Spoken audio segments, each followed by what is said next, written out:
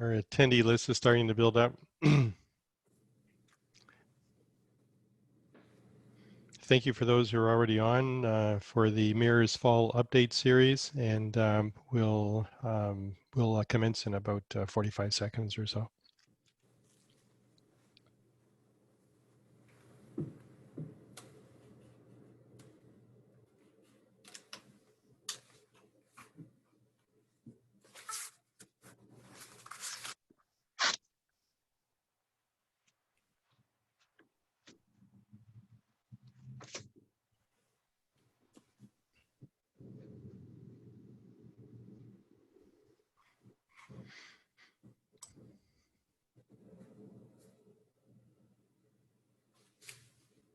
Again, thank you for those who joined us already. We'll be starting in about 20, 30 seconds.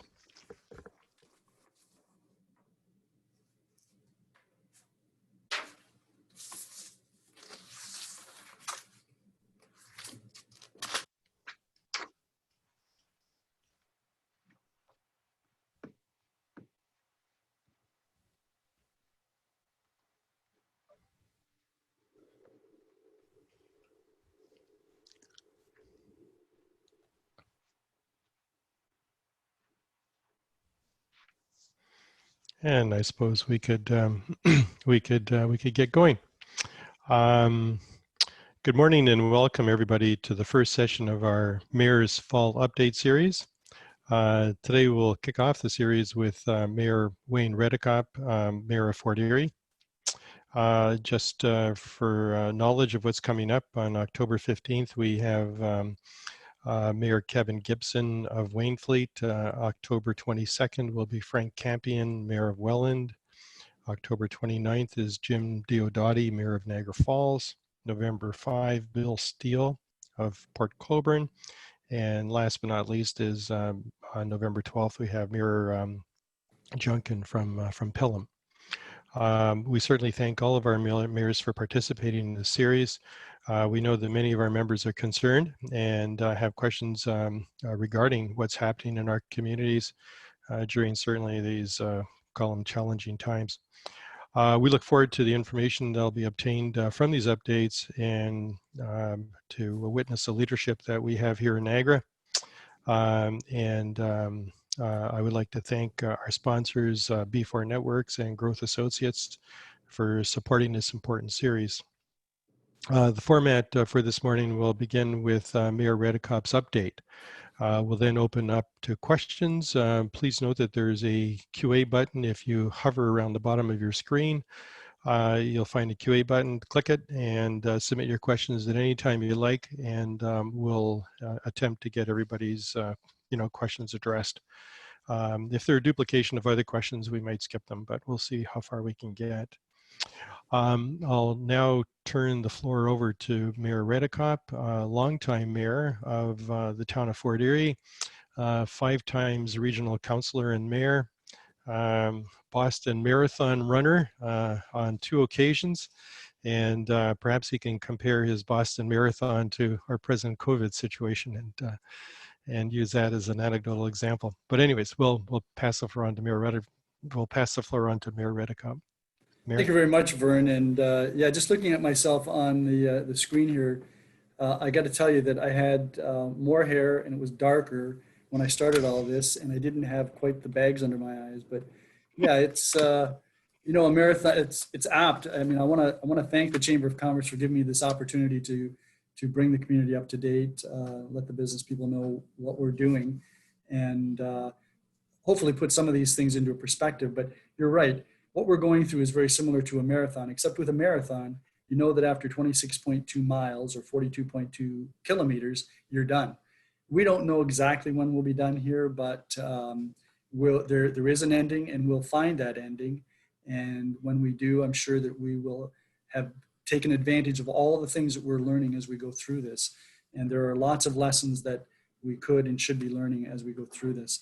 So I did put together a little bit of a PowerPoint presentation that I will utilize as a background just to supplement my comments, and these will help to cue me where I'm going, except, let's see. I might need some help from Brian because I'm not sure how I get this to move forward now. Just hit the space bar, Mayor Redekop. Yeah, doing that, maybe I'm not, I did hit the space bar. So maybe There might maybe be I, a page up maybe I bar. need to click on something else. Page I up will see sometimes about works. getting the presentation up on your behalf. Stand by. Or, yep, okay. So I've got, yeah, okay. So I can't see you. I don't know if you can see me, but I've got my PowerPoint up. Have I done something that I shouldn't have? I'll share my screen, Mayor Redekop. Okay.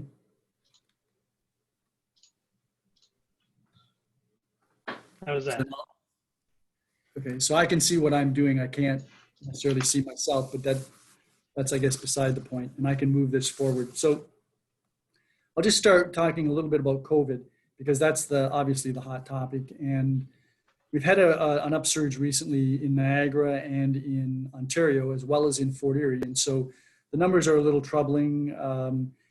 The most recent report that we received from Public Health, and I get a weekly report advising us as to how many new cases in Fort Erie and how those cases came to light, whether through close contact with another, through community contact, through travel, what have you.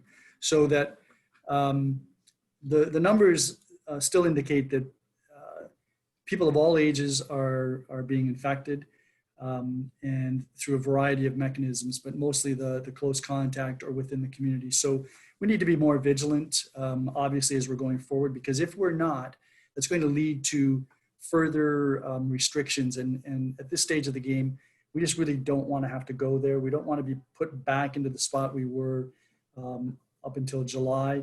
People will recall that we were late in getting to stage 2 and stage 3 because of our proximity to the GTA, but also because of our numbers, which have been troubling. The municipality early on during the period of lockdown had provided some relief with respect to payment of water bills, payment of taxes. And if we have to do that, we'll contemplate doing that again if we get back into a similar type situation. We're continuously looking at ways that we can try to assist property owners and business owners with respect to the services that we provide. I can tell you that the town of Fort Erie projects about a $650,000 loss in revenues net after taking into account all of the mitigating steps that we've taken in terms of how we can reduce our costs. That has been provided or at least covered with money from the provincial government so that we're in a relatively good financial situation. We were in a very good financial situation going into this pandemic. We've had a buildup in our reserves, a reduction in our debt. We've been focusing on working on master plans relative to the things that we do, whether it's roads, water and service, drainage issues, that type of thing, so that we're in quite good shape there. And I think the community should be aware of the fact that they have a very good council, a lot of skill sets there, and the council members get along very well with our staff, and the staff is experienced. They're doing a very good job, and they're putting in long hours. I think that the fact that the town hall is actually closed so people aren't coming in here like they used to doesn't mean that the employees aren't working. And they are working. Obviously, those who work outside, roads department, water and sewer, parks, they're obviously out and about working. But there's a lot of work going on inside town hall or by employees from home. And I know that that's similar to many of the businesses in town who are trying to find ways that they can maintain productivity from their employees at the same time making sure that they're safe. So we're in a similar situation. We understand the needs of our residents and our businesses, and certainly we're open to hearing from them. We get a lot of contact. In fact, our our contacts from the public have increased almost double during this time of pandemic, and rightly so. People want answers, and what better place to try to get them than from town hall. And if we don't have the answers, we can direct people to where they can get answers. I wanted to just talk a little bit about the border and the border restrictions. And in the early days, there was a drop off with respect to commercial traffic across the border. That's pretty much resumed to a full extent. I think they're at about 96% of the pre-pandemic flow of commercial traffic. But in terms of passenger traffic, that is still very nominal. I think it's around 6% of what had been experienced prior to the pandemic. That's of significance to the Peace Bridge Authority, as well as the Niagara Falls Bridge Commission, because they're not getting the fees from those passenger vehicles that they require in order to maintain their operations. So I've been working with the Peace Bridge Authority to try to make sure that the federal government understands that particular dynamic, and we're getting some success with respect to working with the federal government on the border restrictions.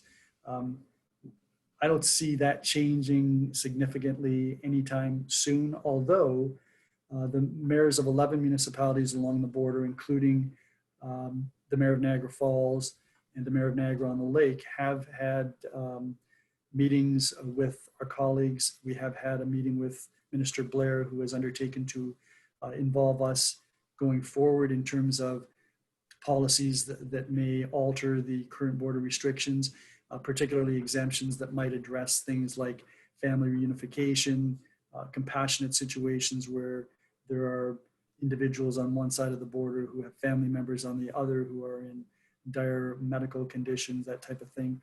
And then, of course, at some point, property owners. Those will all be accompanied by some type of protocol that will ensure that the travel is safe for people on both sides of the border. And so we're looking forward to continuing to work with Minister Blair on that. In terms of the pandemic, I guess one of the first lessons that we've learned is that people need access to reliable internet. And we've got a broadband accessibility issue here in the town of Fort Erie, as do many other municipalities, particularly because of the spread out nature of our municipality, the fact that we've got urban nodes that are distant from each other, and we have large rural areas, and then we've got areas along the lake and along the Niagara Parkway that aren't necessarily well serviced.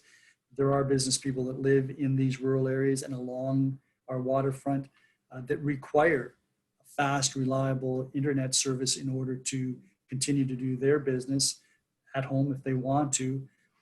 There are people that have children who live in these underserviced and unserviced areas, and those children go to high school or they go to university, and even elementary school has a need for some connectivity. So that we've learned that this is no longer a luxury. This is a basic necessity, and it's something that every resident of Canada is entitled to have. And we believe that the federal government, the provincial government have tuned into that and are going to be putting more money into making sure that we're connected.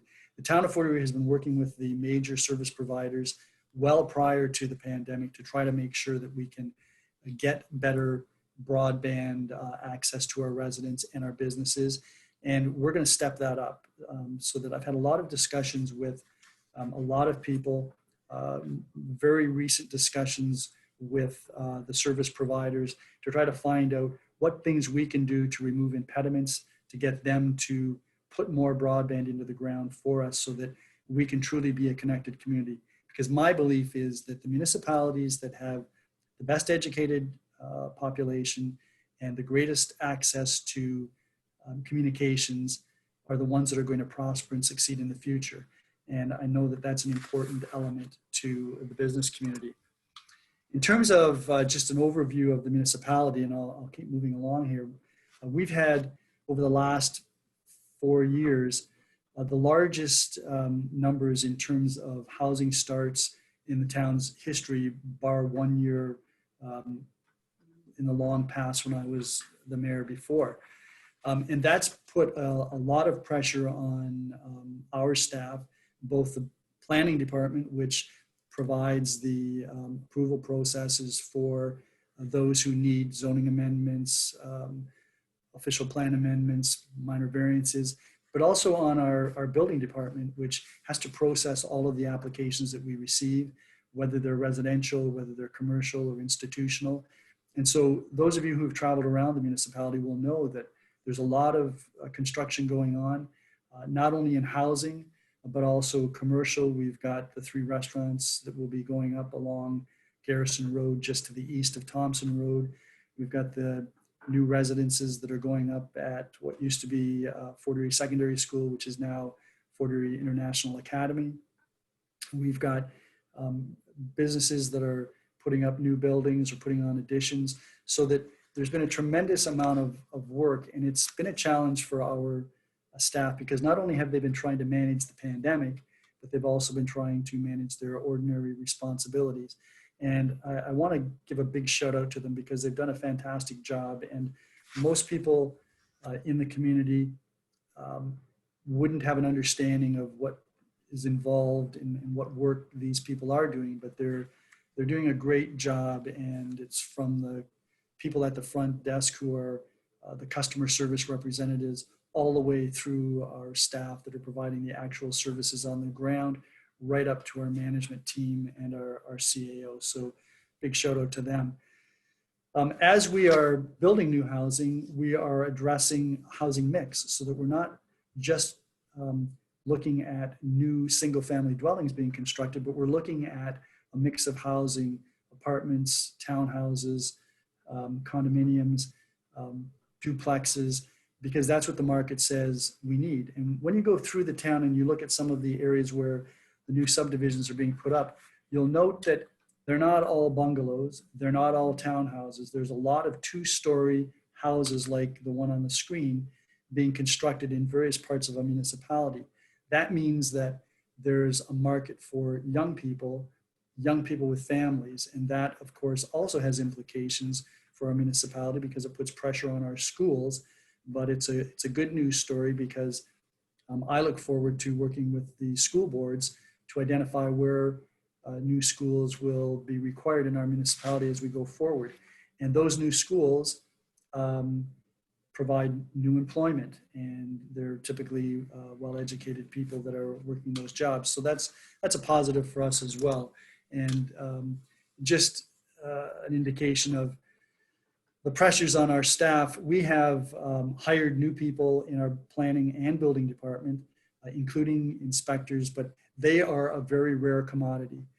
To get a building inspector now is a big feat, and it's a major victory for any municipality, because many municipalities are going through the same thing that we're going through, and they're in need of building inspectors to look at the plans that are submitted, and then to do the actual inspections to ensure that all of the building code requirements are being met. And as time has gone by, the building code has gotten bigger and bigger, and the requirements are greater and greater, because safety is a main feature of whatever we do in our society, and having safe buildings is no different than that.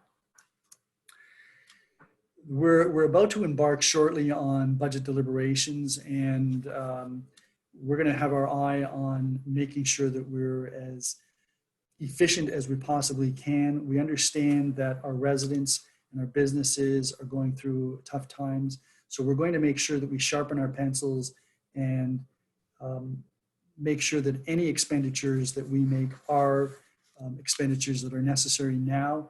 We can defer, and we'll be deferring some projects that aren't necessarily needing to be done right now, because that will save some money, and it will benefit our residents and taxpayers to some extent. But we have to keep our eye on the long term. We're going to continue to make sure that our reserves are well stocked, because we have long-term obligations in terms of our infrastructure, whether it's roads or sewers or water or bridges or culverts or libraries or parks. We have those long-term obligations, and you've all heard of what's called the infrastructure gap. We're in very good shape in the town of Fort Erie. We will have covered our infrastructure gap if we continue putting money aside as we have over the last several years, once we get to the water and wastewater infrastructure needs, and we expect that we'll do that within the next couple of years. So we're in great shape there. We've avoided incurring any major debt so that our debt levels are actually very low right now. I think we have debt of about $5 or $6 million. The local area municipalities in Niagara have an accumulated debt of around 316 million, I think. So ours is very, very small in comparison to some of our neighbors. And that's helpful because that means instead of paying interest on debt, we can put money into other services that are required. So that we do have plans going forward. We're very concerned about making sure that we can address the needs of our residents and businesses and make sure that what they require, we have. The roads have been a big challenge for us over the years. They were allowed to deteriorate because, you know, up until fairly recently, when municipalities were looking at balancing budgets, they would look at infrastructure and they would take money out of infrastructure. The council immediately before ours, so the council between 2010 and 14 and ours since, began to allocate money to these infrastructure needs. And now we have, over the past 4 years, put more money into rehabilitating our roads and reconstructing roads than Fort Erie's history. And so we're going to continue to do that, recognizing that we're in unusual times right now and recognizing the financial burden that many of our businesses and residents are facing. But we've got a large backload in roads that need repair. So we're going to continue to address that and make sure that we have safe roads that accommodate our businesses. All of you will recognize that photograph, I'm sure, and that's what used to be the recreation trail, the Friendship Trail going through Waverly Beach, Waverly Park or Erie Beach. And we have submitted an application for funding from the Provincial Disaster Relief Program. We've not yet heard from them. We think that reconstructing that section of the trail will be in excess of $1 million, possibly closer to $2 million. That will include increasing the shoreline protection along that area so that this doesn't happen again, and we'll be looking at ways that we can deal with that.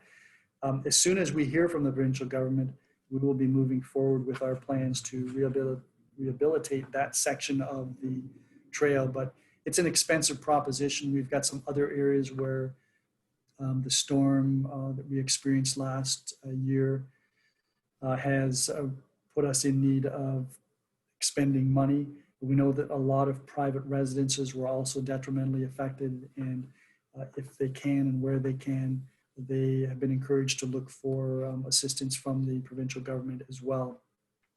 There was recently announced by the Great Lakes Cities Initiative, of which the town of Fort Erie is a member, funding from the federal government to assist with respect to some of the work necessary to repair damage done by storms along the Great Lakes and the tributaries into the Great Lakes. So we've applied for some funding from that, and hopefully that will assist us with respect to flood mitigation, because we've had some of that in a couple of areas of the town. And we're going to do what we can to assist, recognizing that the upper levels of government have a much larger pot of money to assist where necessary. So the other thing that I wanted to mention, and I know all of you are tuned into this, is that we've got some new waste collection rules that are going to be coming into effect October the 19th for the town of Fort Erie. So instead of weekly garbage collection, it's going to be every other week. It's the same capacity, 2 bags every other week. The blue boxes, the gray boxes, the green bins, they're still going to be picked up weekly, so that this is to encourage people to take more advantage of those programs and get that stuff out of your garbage. And if people are like me, we have 3 people currently in our household. We put out a little bag of garbage. In fact, the two of them would go into one of those white Glad bags that you put in your little kitchen garbage receptacle. So we put a couple of those out each week. It'll be no problem for us to meet this need because we recycle everything that we possibly can, and we compost, not only in the green bin that we put out, but we also have the luxury of being able to compost in our backyard, which is in a semi-rural area. There are some exemptions with respect to those who have diapers or waste that arises from medical condition. Those individuals can make arrangements with the region to have a more frequent pickup. And if you aren't able to get your garbage down, and I'm encourage everyone to do that, but if for some reason on a particular occasion you need extra bags for garbage, they can be picked up for $2.50 for each additional bag. And if anyone wishes more information, they can get that from the region of Niagara. I wanted to mention that aside from our infrastructure program, we also have a very active parks and playground program, so that we are over a period of time in an organized fashion, renewing, revitalizing, replacing a lot of our playgrounds in town. We're building new playgrounds. Those of you who are familiar with the town will know that we've got the large new park at Crystal Ridge. That's not quite yet done, but it will be. We've got, of course, the new park at Bay Beach. We've got parks scheduled for other locations within the town. And some of them are community parks. Some of them are neighborhood parks, so that they would have different amenities for the individuals. But we know how important parks are. We know how important schools are. We know how important safe streets are. We know how important our natural heritage and built heritage features are, how important our waterfront is. And those are all things that we're utilizing really to help attract people of all ages to our community. And we are growing, no one can mistake that.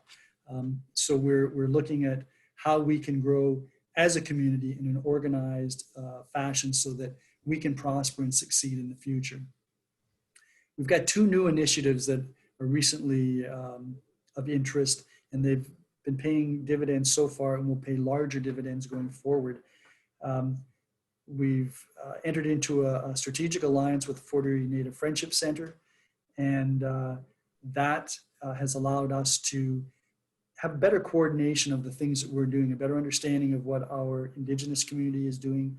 They'll have a better understanding of what we're doing. We have representation from our Indigenous community on a number of our committees, including what's called the Land Committee. It's made up of senior staff members at the town, the executive director of the Native Friendship Center, and the mayor.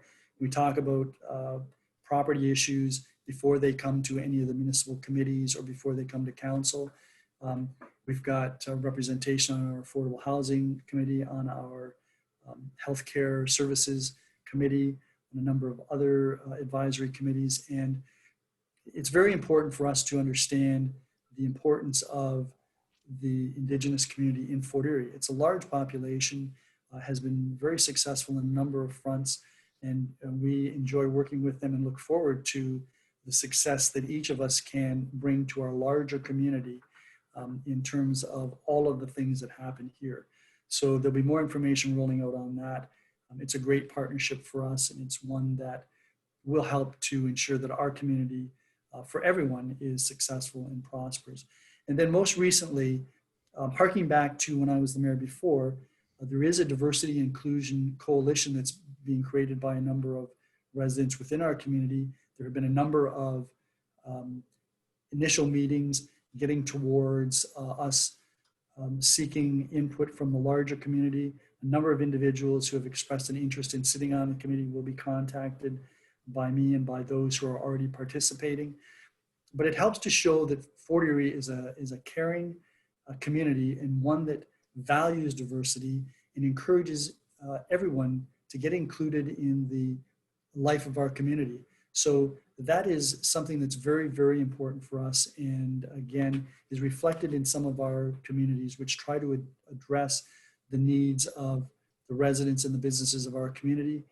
I just recently, this morning, helped to raise a flag for age-friendly communities, which hopefully Fort Erie will become a part of in the not too distant future. And so all of this happens because of the volunteers in our community. And I know that many of you are volunteers, and we're very, very fortunate. I remember, it's got to be 15 years ago now, maybe 17 years, maybe it was 2003, when it was the year of the volunteer, and the town of Fort Erie recognized our volunteers at the racetrack.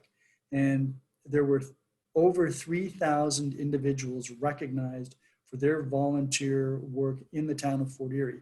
That's a significant number. That's more than, at the time, that was more than 10% of our population.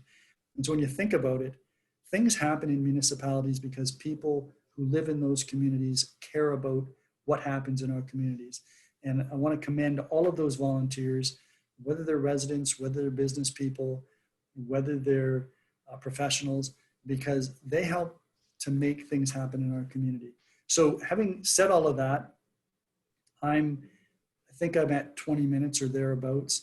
I could keep talking if you want me to, but you probably have some questions, and maybe I should let people ask questions and I can respond to those. So, Brian, if you want to take my slideshow down, then I can see people. Thanks, Mayor Redekop. One question just popped up here. I'll read it, and we can start with that one. It's great to see the new housing being built and the mix of housing. How is the need for affordable housing being brought into those developments and discussions around future development? And how are we ensuring that we don't end up with ghettoized communities of both the wealthy and the disenfranchised? Well, that's an excellent question. And we have an affordable housing committee that was in full swing and was at the point where they were going to be making recommendations to council as to some of the policy changes that we could implement in order to make sure that we could work with developers to ensure that there was and is an affordable housing component with respect to some of these subdivisions that are going in. Then the pandemic hit, and we weren't allowed to hold any advisory committee meetings, which was really unfortunate because aside from affordable housing, we've got the Health Services Committee, we've got the Environmental Advisory Committee, we've got a number of other committees that provide us with advice that we need. On the affordable housing side, there are some interesting opportunities that are on the horizon that will assist us in dealing with new developments to get that mix of housing and the mix of affordability. The construction that you're seeing right now, these were all plans that were approved some time ago. And there are even some plans that construction hasn't started in yet, but they have already been approved. So what's been approved has been approved.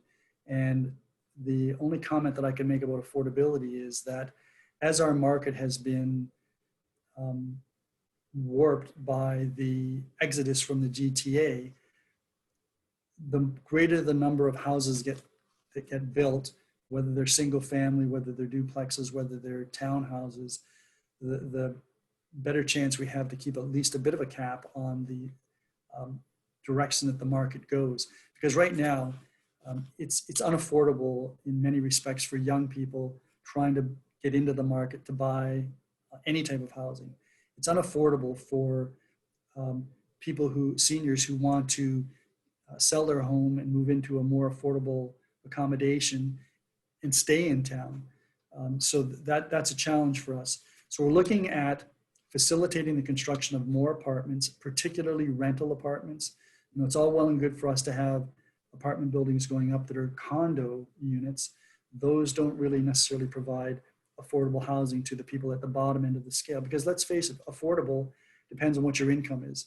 And people that have large incomes can afford expensive houses or expensive condominiums. People who are at the lower end of the economic scale, or people who are on fixed incomes, which is typically retirees, they want what's called non-luxury accommodations. So they don't have to have all the bells and whistles. They don't have to have the granite kitchen tops. They don't have to have all of the add-ons that people who are interested and have the money can afford. They want something that they can live in and they can stay in this community. So we're going to be looking at working with developers. We're going to be looking at changing our policies to make it so that the municipality can require developers putting in new subdivisions to include an affordable housing component.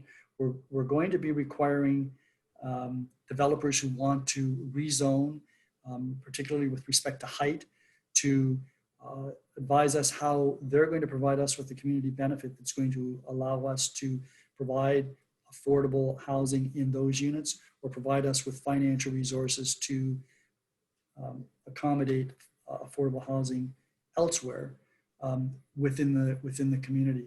We're also going to look at ways that we can encourage smaller housing units, whether they're tiny homes, whether they're smaller houses. They're larger than tiny homes, but you know, in the 60s and 70s, when houses were being constructed, they were typically 800 to 1,100 square feet bungalows. Some of them were raised ranches, but they were more than adequate for people to raise families, and they got young families in particular into housing markets. So those are things as well that we need to look at. It's all well and good to see these big 2-story, 4,000 square foot houses going up, but they're not the houses that are going to help us address the affordable housing comment. Sorry to be wandering around on this, but the other aspect is development charges. We need to be able to ensure that development charges for affordable housing are addressed, because right now for residential housing, development charges are the same, whether it's a 3,000 square foot home or a 1,000 square foot home, they're the same. We need to address that at the local level, which we can do, and at the regional level, which I'm sure our regional counselor will work with me in trying to address. So there's a number of aspects to this. We've got a vision for where we want to go. The Affordable Housing Committee has put in some excellent work, and they're providing us with some excellent recommendations, and they'll be able to get back to meeting shortly. Although now with this upsurge, I don't know where that's going to put us. But as I said, I apologize for the lengthy ramble, but that's what we're doing and what we're trying to do, and we know how important it is in our community. It sounds like a great idea to have tiered development charges depending on the value of the home or what type of home it is. That's a great idea. It'd be nice to see that pushed through, certainly. You mentioned earlier that we have unprecedented residential growth right now in terms of housing. What is the forecast for the next 5-10 years as far as housing development within Fort Erie? I remember reading an article recently that talked about Toronto, residents not only coming to Niagara, but Fort Erie was actually highlighted as them going right to the end of the QEW. Do we see that continuing? Are we welcoming it? What is the growth that we see this year going to be doubling in 3 years, or is it going to remain as that? What's your prognosis on that? I haven't got my crystal ball working quite yet, but we don't see an end to it. We thought that so we had a big building year in 2015. In 16, we had a big building year last year. This year's numbers for the first 2 quarters seem to indicate that we're going to be hitting some record numbers as well. The good news is that as we go forward, we're getting that better mix of housing, which is what our residents need. The exodus from the GTA has really distorted the market here, not just in Fort Erie, but in all of Niagara. Fortunately, Fort Erie still has some lower housing costs than most of the municipalities in Niagara, but it's a tremendous predicament for us. And we don't want to discourage that. I mean, people are moving here because they want to move here. People are moving here because of the feel of the community and because of the proximity to the border. Although right now that's not a great draw, but it is affordable. One of the challenges that we have, you sell your house in Toronto for $1.5 million. You come to Fort Erie, and for half the price, you buy twice the house, and then they're concerned about the taxes that they have to pay. Or one of the big things is the water and sewer bill. But we don't have the density of population that they do in Toronto or Mississauga or Brampton, and so we're trying to maintain that large water and sewer infrastructure, and it has to be paid for by the customers because it's that's the way Fort Erie has managed this system for the last 20 years. And that's the way the provincial government has been encouraging municipalities to do it. So you have to look at not only the nature of the infrastructure, but you have to look at the condition of the infrastructure. And as I said, we have been doing very well in terms of addressing our long-term infrastructure needs, and that costs money. So that's where the taxes and that's where the water and sewer rates come in. But to address your question, we've got that housing mix. We've got development. We've got plans of subdivision that have been literally sitting dormant for 20 years, now being picked up by well-known, high-profile developers and builders, and they're starting on their work. And you can see that in various parts of the municipality, and you're going to see it in other parts of the municipality. So our numbers, our average number of housing starts per year had been, 130 for years and years. It's now getting close to, it's over 200. The average number of housing starts per year have been around 250. We see that going to 300. And what that does is that puts pressure on our long-term potential housing stock, so that we've got a lot of land within our urban boundary that is zoned residential and can be zoned for a variety of residential uses. We're not too much concerned about that presently. Our concern would be the plans that are already out there that will provide housing for us. We've still got a good inventory of that, as long as those are the plans that are taken up. And we've got about a 3-year, so far on the 5-year rolling average, we've got about a 3-year stock of housing that's under construction, or that we know is going to be under construction. But those numbers are being put under pressure. We don't see the increase in population here in Fort Erie diminishing anytime soon. And it's not just the GTA. I want to make that perfectly clear too. We have a lot of people who grew up in Fort Erie who are coming back to Fort Erie from various places in Ontario and elsewhere. But the most encouraging thing from my perspective is the number of young people that are choosing Fort Erie to raise their families. That, as anyone knows, is the future of your community. And so it does create its own challenges, but we're doing a lot of things to make sure that these are family-friendly neighborhoods. These are neighborhoods that embrace the new residents that are coming, no matter their age. And the broadband piece is something that we know is very, very important to make sure that we continue to have growth and prosperity in Fort Erie. So we don't see this this boom ending anytime soon. And ironically, the pandemic has only accelerated that. Interesting. You mentioned the broadband, and we did have a question coming up on that as well, in terms of well, what do we see as change? Do we have any prognosis? I know it's probably pretty hard to predict that, but like, are we talking about a 5-year potential impact, or a 5-month, or where does it sit? I would assume it's a very complex issue, going right up to CRTC and their fights they're having right now with the large broadband suppliers, in terms of them not even supporting rural, or claiming that their high rates need to be there in order to support rural, but they're not supporting rural. So are we in a logjam, and is that got any hope in the near future of changing, or what's your prognosis again on that one as far as crystal ball? Well, it's like everything else, and it really boils down to investment. And investment has a number of components, one of which is money.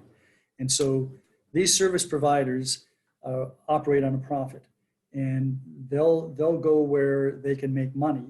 And so that's where government comes into effect, and maybe even the municipality. There are things that we can also do. We can eliminate some of the obstacles that might be in place in terms of expanding that broadband network. We can work with and we've had a lot of communication, a lot of meetings, discussions, correspondence with the major service providers. And it really boils down to money. But this pandemic, I think, has also highlighted for them the importance of this utility, this service being made available to the people that live in our communities. And I've noted a change in the attitude. I've even noticed a change in horizons as to where these companies think they can go or want to go. They need money, and it's no different than building a national railway system. You have to put the money in, you have to make the investment. And I think that the federal government is fully cognizant of what's required. The problem is that the federal budget right now is just overwhelmed with trying to keep the economy going. The provincial government, the same thing, you know, they're addressing the pandemic needs. But what we're going to do is we've recognized the challenge, and we're going to take some innovative steps. I don't want to announce them right now, to move this forward, to establish a strategy, to keep working with the service providers. And the Niagara Region Broadband Network is a great opportunity for us because they're right here, they're homegrown, and they've got a mandate with respect to providing this service. And they're very serious. We think that there's some low-lying fruit right now that we can take advantage of with respect to those service providers. So we're going to do that, but we need a long-term strategy, and we're going to work on that, and we'll get the community involved in that. Already our Economic Development Services has put out questionnaire survey to businesses. They put a survey out to residents, and they've had some very, very good responses, so that we're identifying the high need areas. If you don't already know where they are, we're identifying those, and we're going to then be able to focus what we can do to facilitate and remove obstacles for those service providers. May take some investment of our own, and we're quite, I'm quite willing to bring that to council to approve. But it's a very progressive council. I must say, and I said it at the very beginning, the community should be very comfortable with the council that it has right now, because these are individuals who are dedicated to our community. They're very responsive to their constituents, and they've got a range of life skills and experiences. So I'm confident that we'll continue to show how progressive Fort Erie is, and broadband will be one of them. And I know there's a lot of frustration. This pandemic has highlighted how important high-speed internet service is to our community. And I'm dedicated and committed to addressing those frustrations by making sure that people have what they need. You touched upon volunteerism earlier and gave an example of 3,000 people helping with the racetrack. That's phenomenal. Where do you see a need right now if someone wanted to get into more of an active volunteerism role, or those that are volunteering now to redirect their energies? Is there any particular area that you see that is say greater in need than others?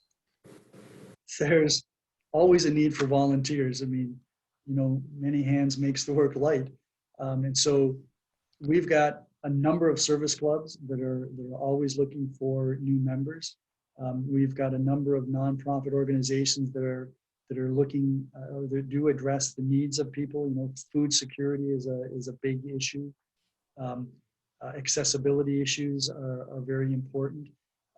So we've got, there's no shortage of those.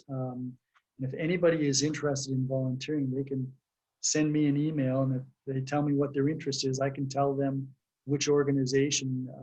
We've probably got 90 or so nonprofit organizations that have access to bingo revenues, which have been seriously impacted as a result of the pandemic. And so our gaming corporations had to look at prioritizing who has access to the small amount of money that is coming in when the bingo halls reopen. They're doing a great job as well. Our committees, our advisory committees, are mostly made up of volunteers, so that, you know, when opportunities come up for individuals to sit on one of our committees, we advertise that. So I would encourage people to keep an eye out for that. They can check the town website. But we have no end of work to be done by volunteers, and I encourage individuals. And, you know, that's the other good thing. A lot of the people that are moving here, particularly the retirees, they're not old, decrepit individuals. They're people that are still relatively young, in good health, active. They've got a wealth of skills, and Many of them have approached me about getting involved in organizations, and I would say that if you want to be kept busy, we can keep you busy. Just tell us what your interest is and we can point you in the right direction. That's awesome. We've seen a bunch of examples, particularly in beach areas where we've had crowding over the summer and causing very dangerous situations. And I'm sure Fort Erie was experiencing that as well. Over and above the summertime beach crowding, the ad hoc gathering of people is certainly a dangerous situation. We see street racing causing that, and so on and so forth. Um, have we learned much from those actions, and do we have plans in place to how to alleviate them or avert them? You know, we learn from everything, or if we don't, we should be. And so the town set up an emergency operations team on March the 13th. As it was becoming apparent that there was going to be a problem with respect to this COVID-19 virus, the town got right on it and was having meetings. This team was having meetings 3 times a week to try to get ahead of what went on. And I think they did an excellent job. The town of Fort Erie staff has done an excellent job, and they can't do it alone. The council has been very supportive of the measures that have been implemented by our CAO, Tom Cookett, who's taken on a large burden in terms of managing this pandemic. We knew that the waterfront would be a big issue because you can't have 85,000 people coming to Bay Beach during the course of the summer and not have problems. So we took some very immediate steps to limit the number of people that could gain access to that beach. And as you know, we limited it to residents. That was not particularly popular, and in fact, we were criticized by some quarters for doing that. But by the end of the summer, municipalities that were having problems with their beaches had adopted similar policies. And that's the best way to maintain it. We put a lot of money into security and maintenance at Bay Beach, and we had our bylaw enforcement people monitoring all the other beaches, because what happened was people would come here, they couldn't get onto Bay Beach, so they would go to Waverly Beach, or they'd go to Crescent Beach, or they'd go to Thunder Bay or Bernard Beach. They'd go to any of the waterfront road allowance access points that we have. They went to the small beach to the west of Crystal Beach Waterfront Park, and we had some real problems there at the beginning because that was a private beach. We're hoping that we can come to some agreement with the owner of that property and make that part of our public waterfront menagerie. But we worked with the private property owners. We worked with the Niagara Regional Police. We worked with Regional Public Health to make sure that we tried to limit any excessive conduct, any drinking on the beaches. And by and large, we're successful. We weren't 100% successful, but by and large successful. The residents, some of them were uncomfortable and alerted us. And, we rely upon that. We rely upon our residents notifying us where there are gatherings that shouldn't have been taking place. And they were taking place in various places. We had some issues with respect to short-term rentals, that got out of hand, but we were right on top of that. And I think by and large, we did as well as any municipality. And so up until 5 weeks ago, the town of Fort Erie had very low numbers. We're the 4th largest municipality in Niagara. We were the 4th lowest in terms of cases per 10,000. And the ones below us were Port Colborne, Wainfleet, and West Lincoln, all of which have significantly smaller populations. In the last 5 weeks, we surpassed Grimsby. So we're now 5th, but we've had 11 new cases in the last 5 weeks. That's, I think, an indication of A, fatigue, and B, complacency. And people are gathering. They're just not with the program. And let me say that the vast majority of people in Fort Erie and in Niagara are with the program. They understand that they have to adjust their conduct because this is a virus that anybody can pick up anytime, and you could have it and not even know it, but you're a spreader. And so it's all well and good for younger people to think that they're somehow immune. They're not. And even if they get it, maybe the impact of the virus isn't as great on them as it might be on people with compromised immune systems. But the reality is they could pass it on to somebody who does have an immune, suppressed immune system. And so it could be a parent, could be an aunt or uncle, could be a grandparent, could be an elderly neighbor. So, you know, people need to get with the program. And that means physical distancing, washing your hands, wearing a mask, not just if you're going in some place where you're required to, but if you're going someplace where it's unlikely that you're going to be able to physically distance. Now, I recently had a discussion with our communications coordinator, Janine Tesmer, who's been fantastic throughout this in getting out updates to the community. And she told me that the fatigue and the complacency need to be addressed by getting us back to the original messages which we were getting out to people. Just be responsible. Think about others. Don't go out unless you have to. Don't go to places unless you have to. And for heaven's sakes, get some fresh air. Go for a walk. Get some exercise. You know, take a break. If you need a break, take a break, because you know, we are overwhelmed. We're all overwhelmed. We're all overburdened. We don't see an end to this yet.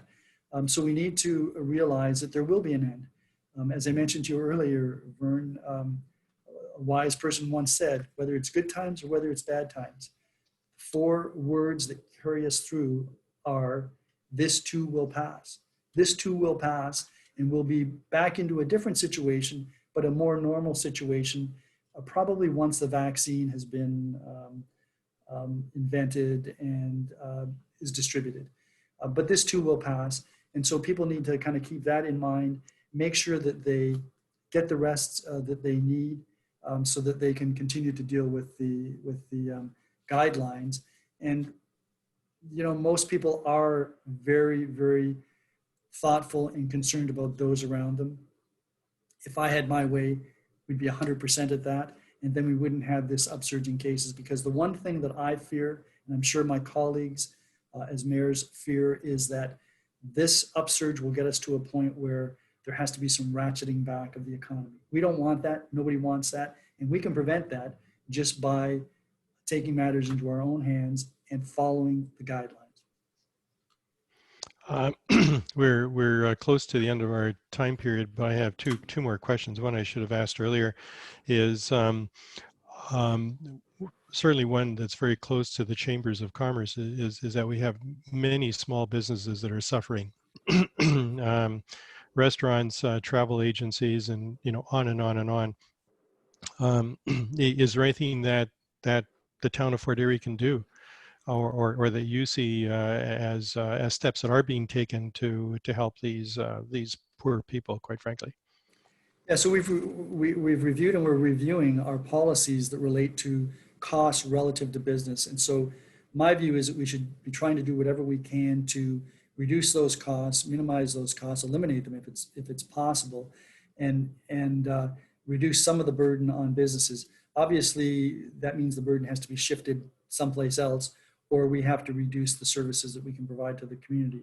Those are all hard questions that will be looked at as we go through our budget process.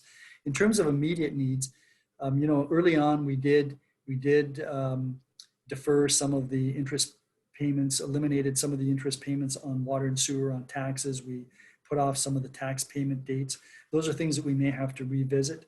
And I can tell you that the mayors are scheduled to meet by conference call next Tuesday.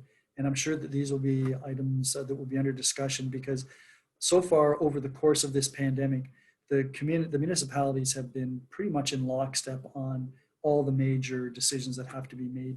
There are some variances in some of the things that we do for our residents, because there are differences in the municipalities. But on all of the big issues, going from when we would declare a state of emergency to the masks, we've pretty much been in lockstep, and that's very important that we do that.